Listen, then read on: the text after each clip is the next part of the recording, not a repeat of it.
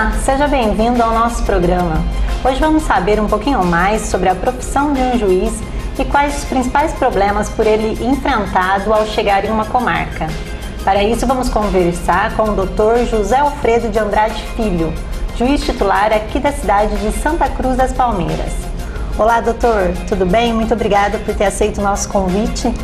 Olá, eu que agradeço pela oportunidade de prestar alguns esclarecimentos para a população, para que conheçam mais sobre o nosso trabalho, especialmente aqui na comarca de Santa Cruz das Palmeiras. Para a gente entender um pouquinho, qual é, na verdade, a função do juiz? Olha, a função do juiz, como o próprio nome sugere, é de julgar os conflitos que chegam ao judiciário. Quando há uma controvérsia entre duas pessoas, ou entre uma pessoa e uma empresa, por exemplo, ou até na esfera criminal, esse caso é trazido para o judiciário e o juiz, analisando os fatos, os argumentos, as provas, a legislação, a jurisprudência e depois de uma reflexão, ele vai proferir uma decisão sobre aquele caso.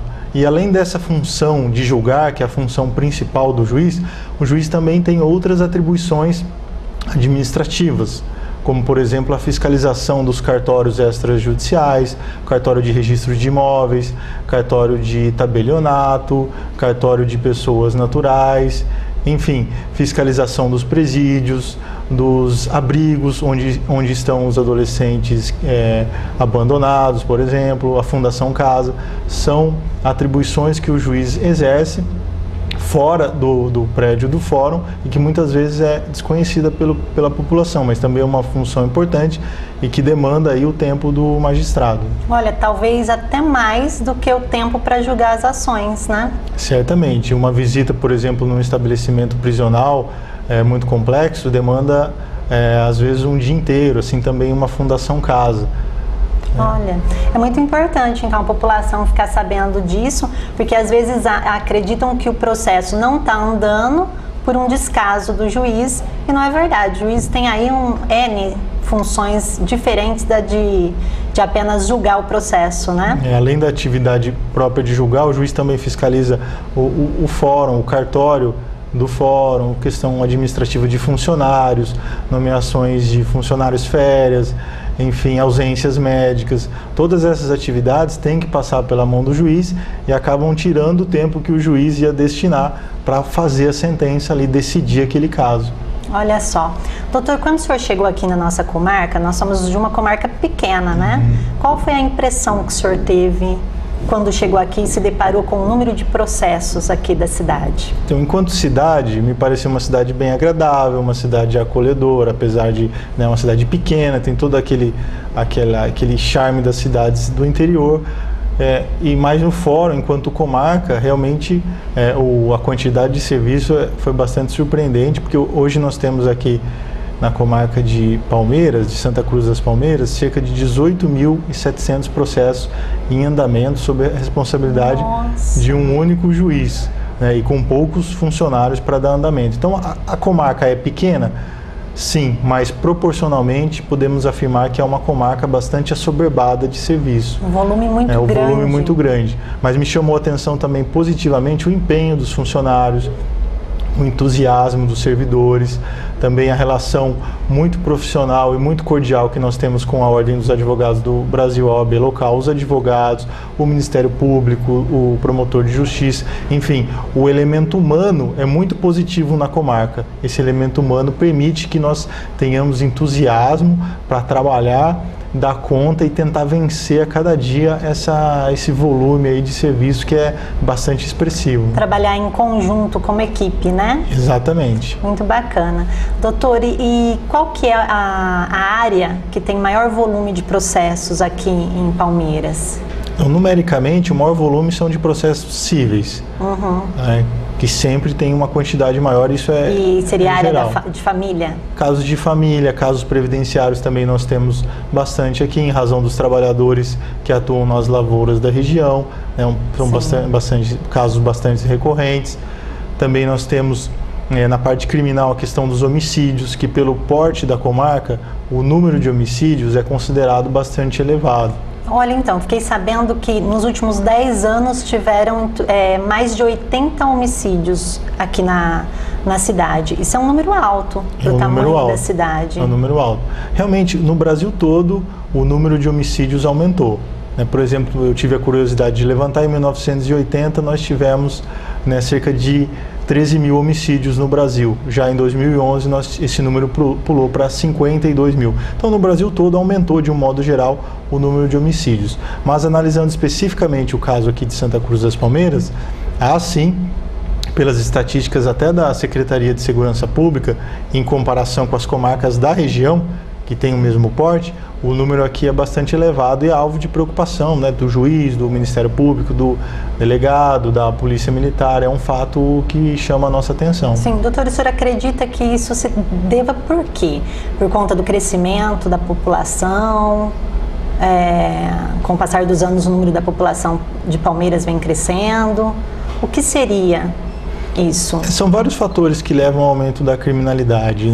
O aumento da população é um deles. Onde há mais pessoas, obviamente a chance de acontecer conflitos, desentendimentos que vão desaguar no homicídio é maior. E também temos que hoje o desapreço pela vida humana, a banalização desses crimes de roubo que acabam redundando num latrocínio com a morte da vítima, aumentou bastante, e isso no geral. Nós vemos uma certa intolerância cada vez maior das pessoas em resolver seus conflitos e acabam partindo para agressividade, para agressão, em vez de tentar uma solução pacífica e civilizada das situações. Entendi.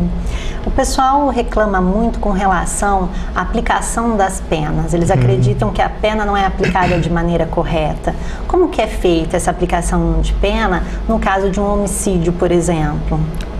Por exemplo, no Código Penal, o legislador, é o Poder Legislativo que faz a quantidade de pena que o juiz tem que aplicar. Não é o juiz que escolhe aleatoriamente o quanto que ele quer dar de pena para aquela pessoa. Já existe um mínimo e um máximo que o juiz pode dar para aquele crime que o legislador, o Congresso Nacional, já estabeleceu.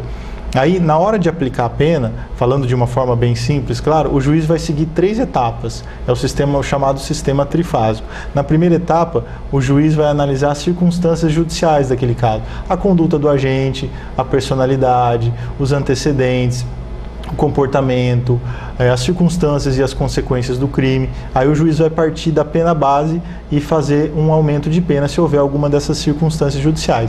Na segunda fase, o juiz vai analisar as agravantes e as atenuantes. Por exemplo, o atenuante é quando o réu é menor de 21 anos na data do fato, ou se ele confessar a prática do crime. São 2 atenuantes. Agravantes, podemos dar o exemplo da reincidência. Se o réu é reincidente, na segunda fase, ele vai ter um agravamento da sua pena, ou seja, a pena dele vai ser aumentada. E na última fase, o juiz analisa as causas de aumento e as causas de diminuição de pena. Então, existe todo um critério técnico para que o juiz possa atribuir a pena. E esse critério técnico vem na lei. O juiz não pode, ao seu bel prazer, movido às vezes por sentimentos, por emoção, dar uma pena mais alta se aquele caso não comporta. Então, às vezes pelo clamor da popular, exatamente. O juiz não pode, ele tem que ter, independente a serenidade, para que não se deixe levar com um espírito de vingança na hora de dar pena. Ele não vai vingar, ele vai dar a pena tentando uma pena justa, uma pena que seja suficiente para prevenir o crime, para dar a reprovação do agente, mas buscando também a ressocialização daquele ser humano, porque uma pessoa é um membro da sociedade que se desviou, assim como um corpo pode ter uma célula doente que precisa ser tratada, o crime nada mais é do que um membro do corpo social, um membro da sociedade que está doente, e apenas seria um remédio na tentativa de reeducá-lo para o convívio social. Olha, interessante, né? Essa posição, fica fácil da gente estar aí compreendendo o porquê da aplicação da pena.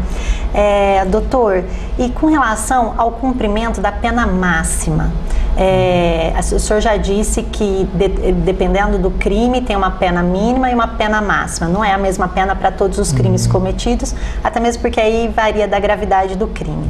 Mas vamos supor que o réu pegue aí a pena máxima. É possível no Brasil ele estar cumprindo integralmente essa pena em regime fechado? Não, é infrequente o juiz dar a pena máxima prevista para aquele tipo. Não é comum, mas em tese pode haver.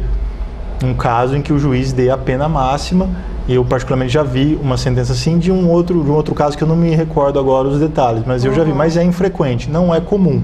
O comum é que a pena, ainda que seja elevada, fique num grau ali intermediário daquilo que é permitido. Sim. Mas a pena que for dada, ela vai ser integralmente cumprida. O que às vezes ocorre é que existe a progressão de regime. A lei veda o regime integralmente fechado. A Constituição Federal e o Supremo Tribunal Federal, que é a instância máxima, vedam. Por quê? Eles partem da premissa de que, falando numa linguagem simples, para que todos possam entender, o sujeito, quando pratica um crime e é retirado da sociedade, ele tem que retornar ao convívio social gradativamente. Então, por isso que existem os 3 regimes, o regime fechado, o regime semiaberto e o regime aberto, que permitem ao cidadão um retorno gradual, paulatino à sociedade. Então, ele vai voltando aos poucos, demonstrando que ele já está pronto para ser reintegrado, reinserido à sociedade. Sim. Mas ele está ainda cumprindo a pena. Muitas vezes, por exemplo, num regime aberto ou num livramento condicional, ele está sob a tutela do Estado. Ele tem compromissos com o Estado. Só que às vezes a população tem uma falsa impressão de que ele está solto, de que não redundou em nada aquela conduta que ele praticou. Mas na verdade não, ele está sim sob a fiscalização do Estado. Mesmo que quando ele esteja, ele pode cumprir pena em regime aberto, mas aí prestando conta para a justiça. Isso. O regime aberto não quer dizer que ele está livre e solto. Ele tem que comparecer periodicamente no fórum para justificar as suas atividades, manter um endereço atualizado, enfim, uma série de obrigações que ele tem que cumprir. E se descumpridas essas obrigações, ele pode ter o regime dele piorado, ou seja, pode haver a regressão de regime, ele ir para um regime mais gravoso do que aquele que ele estava. Voltar para o semiaberto ou talvez até para o fechado. E o que a população também deve compreender é que o Código Penal, no artigo 75, prevê um limite máximo de 30 anos. O máximo que uma pessoa pode ficar presa no Brasil são 30 anos. Sim. Porque eles partem da ideia de que um tempo maior que esse seria uma espécie de uma prisão perpétua, que é vedado pela Constituição. Exatamente. Então, se o sujeito comete um crime na casa dos 20 anos, até ele ser processado e condenado, ele ficaria preso 30 anos. Quando ele saísse, pela expectativa de vida do Brasil na época do Código Penal, que ele foi elaborado, que era de 60 anos, ele já estaria quase na hora de morrer. Então, a pena não atingiria a sua finalidade, que é tentar recuperá-lo para que ele possa conviver na sociedade. Entendi.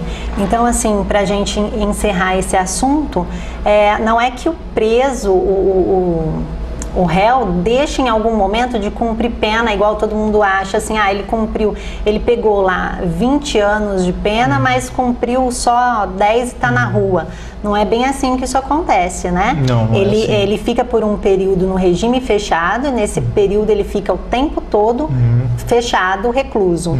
Passa para o período semiaberto, onde ele fica meio período no fechado, meio período no aberto. E aí ele começa a ser reintegrado na sociedade novamente. Isso. E aí, quando chega no aberto, ele está totalmente em regime aberto, mas para a justiça fiscalizar se ele está realmente em condições de convívio social. Nossa, muito interessante mesmo. Doutor, o senhor disse que tem um número muito grande, citou aí mais de 18 mil processos. Não é hora da gente ter aqui uma segunda vara na nossa comarca? Olha, na minha opinião, também é um clamor dos advogados, da toda a sociedade aqui de Palmeiras, nós queremos uma segunda vara aqui. Tanto que nós conseguimos uma reunião com o novo presidente eleito do tribunal, que é o desembargador José Renato Nalini. Agora ele está iniciando a gestão agora em janeiro. Nós conseguimos uma reunião com ele no dia 24 de janeiro, justamente para postular, levar ao presidente do tribunal as nossas reivindicações, os clamores aqui da população, da OAB, da prefeitura, enfim, todos os setores. Nós vamos organizar uma comitiva com as autoridades representativas dos diversos setores. Vamos lá em São Paulo falar com o presidente do tribunal, pedir para que ele olhe com carinho para Santa Cruz das Palmeiras, para que nós tenhamos aqui mais uma vara, e aí com a vinda de mais de um juiz e de mais de um promotor e com mais funcionários, nós consigamos acelerar o andamento dos processos, que é uma angústia não só da população, mas principalmente do juiz, que se vê ali premido ali, se vê ali, muitas vezes angustiado de não poder dar andamento mais rápido naquela quantidade de processos. E a população não tem muito conhecimento disso, mas o senhor tem tido aí um trabalho quase que desumano para atender aí a demanda de mais de 18 mil processos. O juiz brasileiro, em geral, trabalha muito. Eu costumo citar um estudo do Banco Mundial, que é uma organização seríssima, né, uma das organizações mais conhecidas do mundo, em que foi constatado que o juiz brasileiro é o mais produtivo do mundo, é o que profere o maior número de sentenças. Esse é o juiz brasileiro. Então aquela falsa impressão de que o juiz trabalha pouco, etc., é totalmente equivocada. Passar um dia no fórum com o juiz, a pessoa vai ver como que o juiz tem muita responsabilidade, leva processos para casa, como é o meu caso, de todos os colegas juízes que eu conheço, trabalha nos finais de semana resolvendo aqueles processos mais difíceis, em que ele precisa ficar ali num cantinho lá na sua casa, lendo, estudando, refletindo para poder decidir. Então o juiz brasileiro, ele trabalha muito para dar conta dessa demanda cada vez mais crescente das pessoas vindo ao judiciário para resolver os seus conflitos, porque o judiciário é o lugar onde as pessoas civilizadas resolvem os seus problemas, elas trazem os seus problemas aqui para que sejam solucionados. Sim. Doutor, para a gente finalizar a nossa entrevista e para não tomar mais o seu tempo, que a gente sabe que é valioso diante de tanto processo aí para estar decidindo, o que o senhor acha com relação à participação da imprensa na divulgação de casos, principalmente esses casos polêmicos? Até onde a imprensa ela auxilia a justiça e a partir de quando ela começa a atrapalhar? Olha, a imprensa ela tem um papel fundamental num Estado democrático de direito. Tira a imprensa que a gente vai ter problemas num país. A imprensa, quando eu digo imprensa, é a imprensa livre, uma imprensa com liberdade de atuação, com autonomia. Se também tirar essa liberdade, nós teremos uma falsa imprensa, uma imprensa de faz de conta, que também nós vamos ter problema na sociedade. Então o papel da imprensa é indiscutível, é fundamental na difusão de informações, na fiscalização de toda a sociedade, tanto que alguns chamam a imprensa de o quarto poder da República. Isso é inegável. No entanto, no acompanhamento desses casos mais rumorosos, de grande repercussão, é sempre necessário uma cautela para que não haja um pré-julgamento daquele indivíduo. Muitas vezes o indivíduo ainda está sendo julgado, não há provas totalmente definidas contra ele, mas às vezes ele já é tratado pela população, às vezes pela opinião pública, como se fosse um culpado. Eu me lembro daquele caso da escola base, que hoje virou até referência nos cursos de jornalismo. Quase todo curso ou palestra sobre jornalismo e judiciário é abordado esse caso da escola base, em que houve ali uma certa precipitação na divulgação de informações, e depois se constatou que aqueles donos da escola não eram culpados. Enfim, o inquérito foi arquivado, mas os efeitos pessoais na vida daquelas pessoas não tem mais como arrumar. Então é necessário que a imprensa cumpra seu papel com destemor, com independência, ela venha atuar de forma firme, mas sempre com aquela cautela, aquela prudência, analisando os fatos na hora de divulgar. E acredito que a melhor maneira, então, seria ela trabalhar em conjunto com o judiciário, né? Tendo um caso, assim, de um clamor público muito grande, conversar primeiramente com o juiz do processo, ver quais fatos ele pode estar levando realmente a público, né, conhecimento do público, para que não venha então aí a população pré-julgar, condenar antes mesmo de uma sentença. Exatamente. Doutor, então muito obrigado por ter nos concedido essa entrevista hoje, tá? O senhor vai ser sempre bem-vindo. Espero poder contar com o senhor mais vezes aqui no nosso programa. Eu aqui mais uma vez agradeço pela oportunidade dada pela TV Superativa e colocando-me sempre à disposição para outros esclarecimentos que forem necessários à população, com o maior prazer. Muito obrigada. Eu quero entregar para o senhor uma canequinha personalizada do nosso programa como uma forma aí de agradecimento o senhor ter participado. Eu agradeço. Muito obrigada mesmo, viu? Então é isso, o nosso programa de hoje vai ficando por aqui. Continue mandando suas dúvidas, suas sugestões para o nosso e-mail direitocomangelita@gmail.com. E não se esqueça de que você tem um encontro marcado comigo todos os sábados aqui na TV Superativa. Estou esperando você. Muito obrigada, fique com Deus. Tchau, tchau.